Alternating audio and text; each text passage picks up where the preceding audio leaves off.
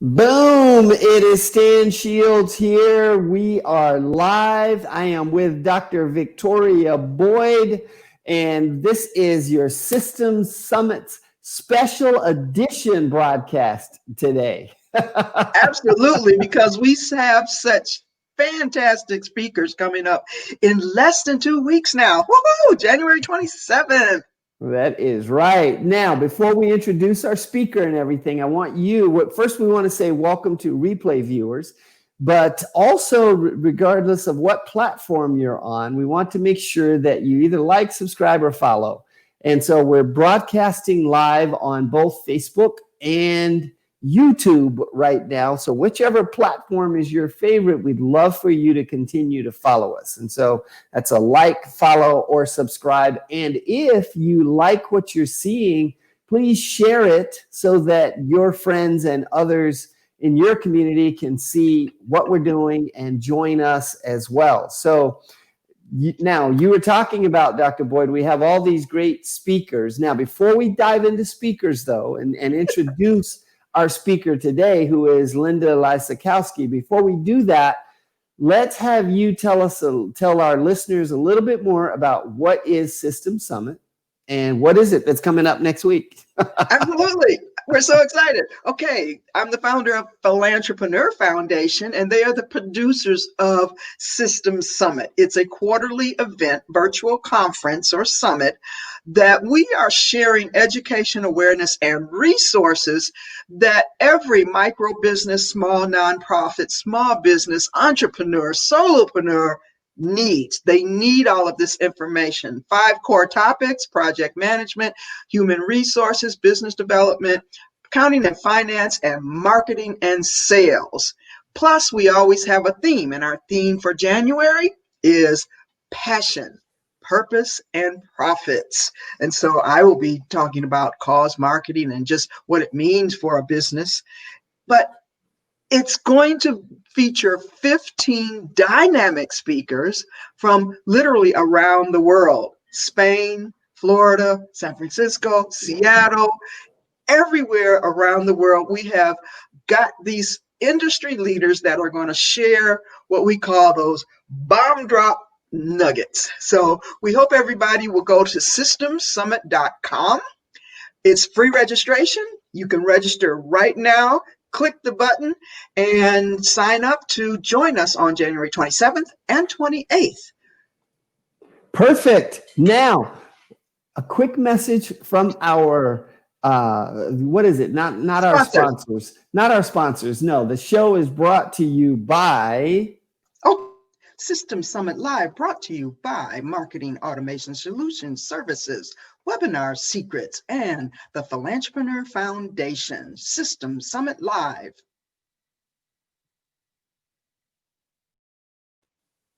All right. Now, we had to get our own plug in there, didn't we? I know. We got to get our thing in there, right?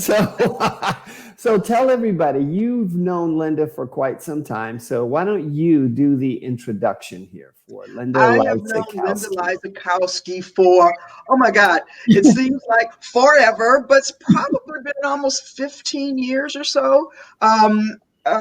In the nonprofit sector, we've crossed paths in many different arenas. We both taught at UNLV nonprofit management courses. We have authored a book together. We have basically just sort of supported each other. She has presented at my live conferences, our virtual presentations, and she is phenomenal. She is one of just over 100 what is called advanced certified fundraising executives. And that means that they have gone above and beyond in terms of being the industry leader and a professional in nonprofit fundraising. So let me introduce Linda Lysakowski. I feel like I'm on the stage. Thank you, right. And you forgot that we also have presented together based on our book, Board Bound Leadership, which is one of the things that really cemented our friendship, even though we knew each other a long time before that. But yeah, it was that's right. Yeah, we've gone out project and a fun presenting together on that topic. Yeah, so yeah, we've done a lot of stuff together. We have, including a lot of lunches too, I think. Now that's great. I was going to ask you to tell me, okay, what are these initials after her name?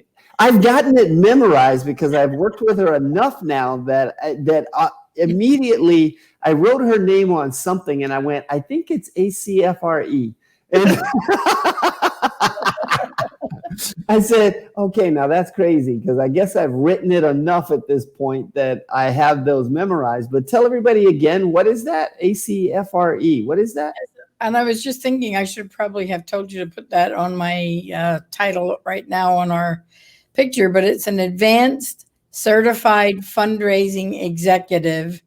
And when you're in this field, there's a CFRE, which is a Certified Fundraising Executive designation. And at the time I achieved mine so many years ago, it's hard to remember that long ago, but you have to be in the field 5 years and pass a extensive written test. And then after you're in the field 10 years and you're already a CFRE, you can apply to become an ACFRE. It's a much more grueling process. It involves not only a written test, but you have to put together a portfolio of your work. And then you have to take an oral exam, sort of like defending your thesis, I guess. It's almost like a doctorate in philanthropy, but it's not a formal education process. It's based on your work experience and your commitment to ethics and your commitment to the profession. To achieve this, you have to do a certain amount of writing, presenting, mentoring, and service to the profession, as well as achievements in the fundraising field. So it's a long and tedious and expensive process, which is why there's probably only a little more than 100 worldwide that hold that professional designation. Wow. So it's pretty special. It's pretty special. Now, do you work only with nonprofits, or do you work with other business types or business forms as well? Mostly I work with nonprofits, although I do occasionally help businesses try to get their volunteers involved from their business to go to work with nonprofits, serving on boards, which is, of course, what we're going to be talking about in the summit. And I do some work with for-profit businesses, but primarily it's all nonprofits that I work with. Okay. Well, yeah, and I think it's important for a lot of the business owners, especially, if there are these micro businesses out there, oh, well, I don't need that nonprofit information. Yes, you do. You need to understand the other business forms and formats, because if you're going to really expand, and our theme is passion, purpose, and profits, if you're really going to add that to your business model, you need to understand what their needs are, what they expect, and how the two can align. Congruence of interest, as I call it. And so, yes, you can be in the for-profit sector, but you also need to understand, what is this crazy sector, this nonprofit, really for-purpose business? Because a business can actually become a benefit corporation or a social enterprise. And all of those, you need to understand the concept of nonprofit, which actually isn't really a term that IRS uses, but it's a 501c3. Right. Yeah. I was going to say IRS has their own codes or whatever that you call it, right? Well, So there's different ones, but the term nonprofit has been used for so long, it almost has created a false impression, or people make assumptions that there's no profit, there's no revenue, which really can have a bad impact on not only the mindset of individuals when they work with them, within or for them, that, everything is free. No. and that everybody should work free. No. Yeah. No. Right. From the business background myself, I was in a lot of different sales positions and spent 11 years in the banking profession. And when I went to work for the nonprofit sector, people said, "Are you crazy? What on earth are you doing? Why are you going to work for the nonprofit sector?" Because they immediately made the assumption that I was going to take a drastic cut in pay because I was working for a nonprofit, because people tend to think that, oh, well, nonprofits shouldn't be making money and executive directors shouldn't be making a lot of money.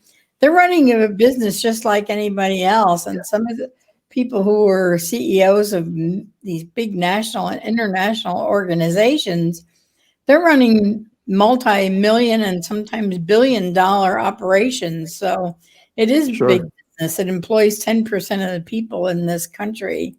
And so it's a big business. For me, it was exciting going from the business world to the nonprofit world, because I saw a lot of business expertise that I had that I knew would be beneficial to the nonprofit sector. But I also had a lot to learn, and I found it intriguing to look at the differences and the similarities between the two sectors. And as you said, Victoria, it's, in this country, we have three sectors: government, business, and nonprofit. And there are some jobs that government is best at doing. I know we don't like to admit that these days. We think government can't do anything right, but believe me, we need the government too. And there are some things that businesses can do better, and there are something that nonprofits can do better, but we all have to work together. It's really one community, and as a country, we need to band together, government, business, and the nonprofit sector. I've never worked in government, and I don't ever want to, but I have family members who do. Well, I can say that I have worked in all the sectors. I have been in government. I work for the state of Nevada, state of Michigan. So I've seen how all of them evolve. But one thing you said really that really hits home, and people should pay attention to, is that all of them need to look at how they can work together, because there are benefits of partnerships, alignments, and all of that. And that will be one of the topics that we'll be talking about at the System Summit. It's a system that you can employ. It's a strategy. And even in my presentation, I talk about think strategically. About how and who you might want to support in the community. I know we all have passion and we tend to sort of go that way, but is it good for your business? And that's one of the things I'll be talking about. Now, you mentioned that you're going to be talking about boards. I think that's what you said. I'm getting ahead of myself. As a board member, because done that too, you really have to think like an entrepreneur, don't you? Absolutely. And I think you have to, first of all, recognize whatever field you're coming from. And some people who work for nonprofits also serve on boards of other nonprofits. That can be a little tricky at times. But I think you have to realize that you, as a business person, have a lot of skills and talents to bring to the board of a nonprofit organization. And sometimes they badly need those skills and talents. So it is a cohesive thing. And I've served on many boards. I've served as a staff member working with boards. And as a consultant, I've probably worked with hundreds of boards now. And I've seen the good, bad, and the ugly. We talk about the good. Go ahead. So with that, then you've worked with so many. What is the biggest mistake that you see with, nonprofits recruiting board members? Well, there's, and I can name a lot of mistakes, but I think the biggest mistake that people have when they recruit board members is they don't think of it the same way they think of engaging a staff person. And I always like to tell people, if you're going to hire a staff person in your nonprofit, I guarantee, I don't think any nonprofit has ever done this. If they have, it's worse than I thought. But you would never go out to a Chamber of Commerce meeting or a cocktail party and meet someone and say, oh, I really like that person. I think I should hire them, and hire them to be a staff member and have them report to work Monday morning. And they say, now, what am I supposed to do? Oh, well, we'll find a job for you. Don't worry. You would never hire a staff person that way. You hire a staff person by looking at what are your needs. You need a new program director. You need a new director of development. You need a new CFO, whatever it is. And then you look at the skills and talents that you need, and then you develop a job description, and then you advertise it somewhere, and you start interviewing people and choose the right person for the job. And with the exception of advertising, I don't recommend that you advertise for board members, although I know some people do. I've seen that the ads come out. But that's how they should think about engaging board members, not to decide that just because this person is a good person or they have a lot of money or they know a lot of people in town, oh, they'll be great on our board. You look at your needs. What is it that you need on your board? Do you need an attorney? Do you need someone with technical expertise? Do you need someone with marketing? Do you need someone that has contacts with philanthropists and can go out and raise money for you? What do you need on the board? And then you develop a job description. And then you actually interview people just like you were interviewing them for a job. Too many people just fill a seat because they need a warm body to sit in a chair and attend a board meeting. And they don't really think it through that, is this the right person for my board? Does this person have the passion, which I'm so happy is one of the themes of the Systems Summit?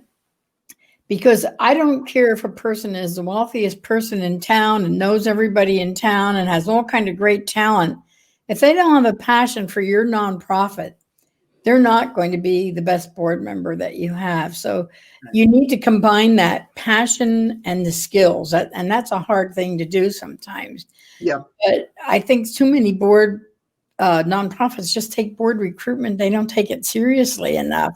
And it's not just appointing a nominating committee in December and saying, ooh, we need board members in January. And one of the good and bad ugly stories that I have is about an organization who did exactly that. I was their consultant and I was sitting at a board meeting in December, and the executive director said, oh, well, these 3 board members are leaving and thank you for your service. And they gave him some kind of a little memento, a plaque or something. Now we need 3 new board members for next month. Does anybody have any ideas? Well, of course they don't have any ideas. And if they did, it's, well, I could ask my cousin or my sister or my next door neighbor.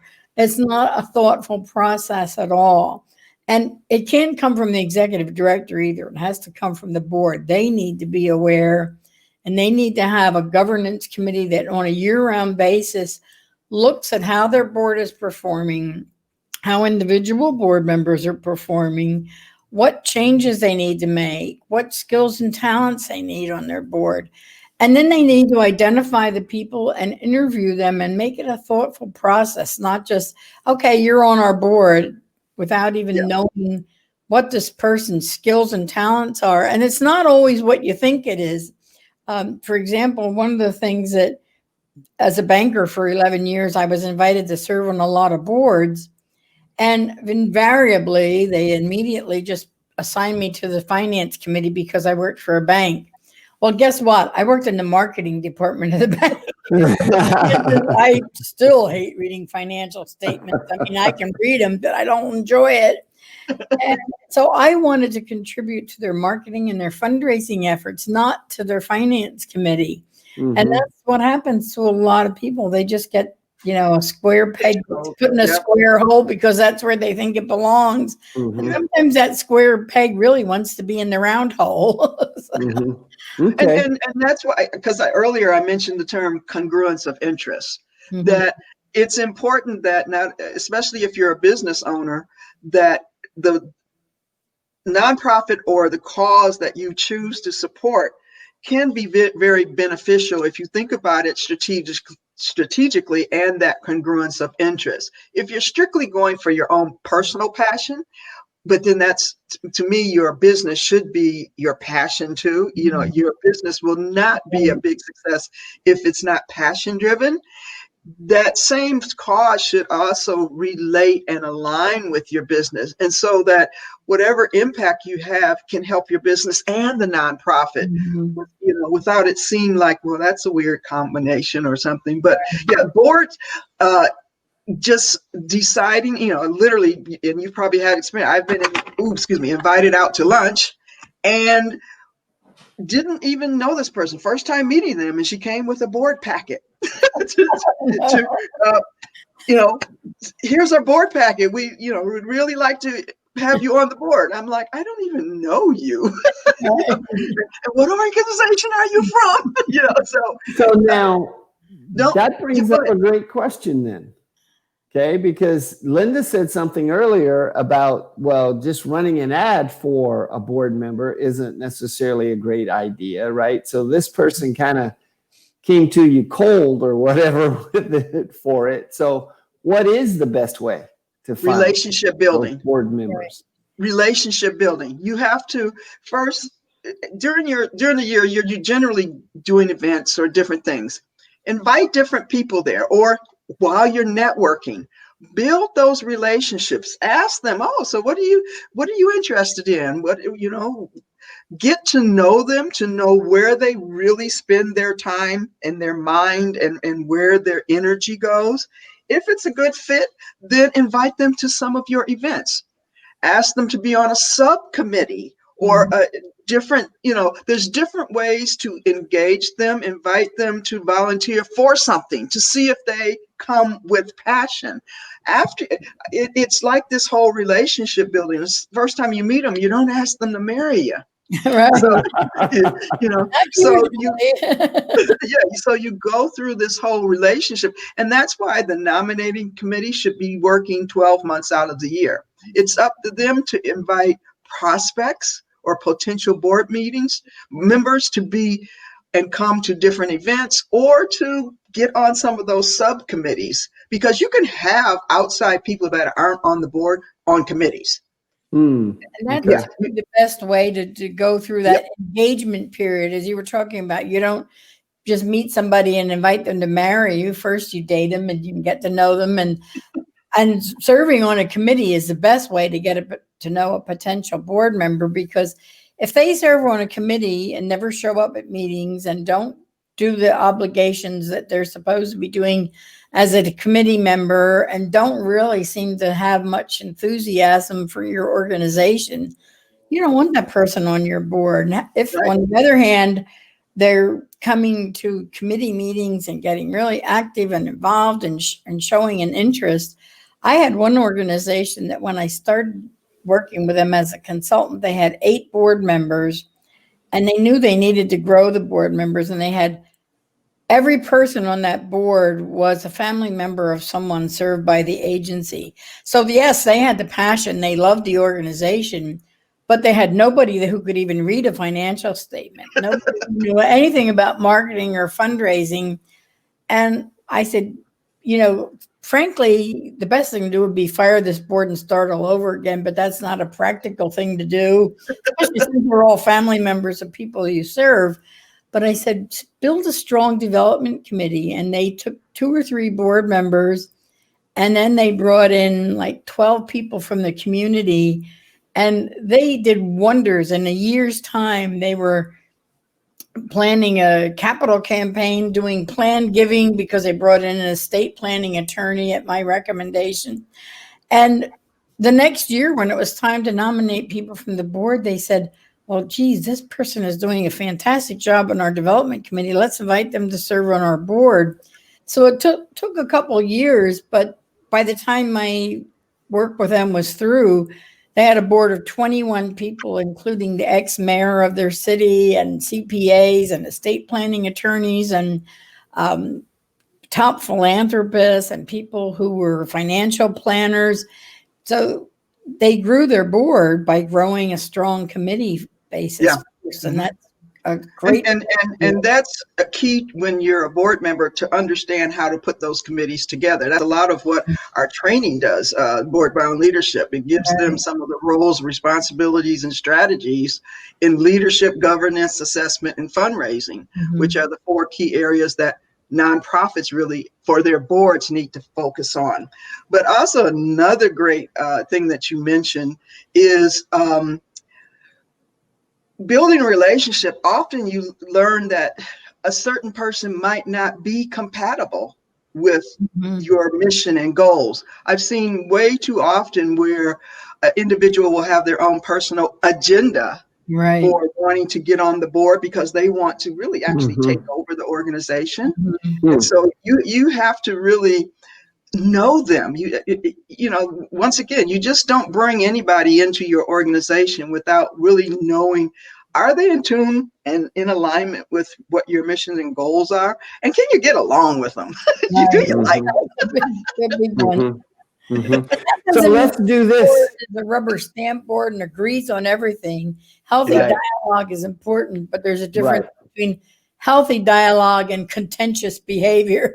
Yes, Mhm. absolutely. So now before we end up here, let's just flip it for a second and say, now, if you've got somebody that's serving on a board, how do they get the most out of the board? How do they make that a truly beneficial and rewarding and worthwhile experience for them, for themselves? I think the first thing to do is that open dialogue. As I said, you should be interviewed in the recruitment process, not wait until after you're on the board and come to orientation and then let's get to know each other.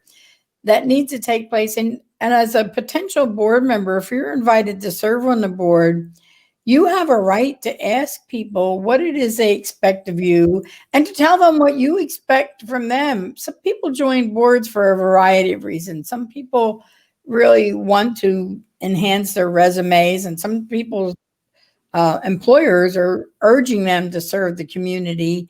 And sometimes they have a real passion for a certain cause, and so they'll agree to serve on a board because they want to help that particular cause, whether it's animals, the environment, education, healthcare, whatever. Um, but also, I think some people get onto a board maybe because they're new to a community and they want to get to know other people in the community. And maybe they're attracted to the caliber of people that you have on your board. And maybe they do want to network and advance their business through that. And there's nothing wrong with that as long as it's done ethically and no obvious conflicts of interest are Yep. apparent. But and sometimes people use learning skills. I mean, I've learned a lot serving on boards and serving as volunteer. I learned a lot I know about strategic planning from serving as a volunteer with my university invited me to serve on their strategic planning committee when I was still a student. And now I've written books about strategic planning and I teach about strategic planning because it's a skill I learned, but a lot of it was learned as from being a volunteer. So there's a lot of different reasons that people serve on boards, and don't be afraid to tell the organization why you want to serve on this board. And they should be asking you that. That's one of the big questions. You know, I joined a church that was, when I first moved to Las Vegas, I joined a church in Boulder City while I was still living in Boulder City. And when I signed up, the pastor said to me, "Why do you want to belong to this church? It's a 40-minute drive for you." And I really appreciated that. It wasn't just, okay, yeah, we'll take your membership and, here's what we do. He wanted to know why I wanted to drive 40 minutes to attend his church. And so I was very open and honest and told him why and what I liked about the church from what I had seen of it compared to other churches. So I think the same thing is true in a nonprofit. You should ask people why they want to serve on your board. And you, as a board member, should not be afraid to tell people what it is you're hoping to get out of this experience, because it is a collaborative relationship. You're going to learn a lot. You're going to give a lot. Okay. Now let's do this. Let's get a message from our sponsors before we come back and wrap up on the show. All right.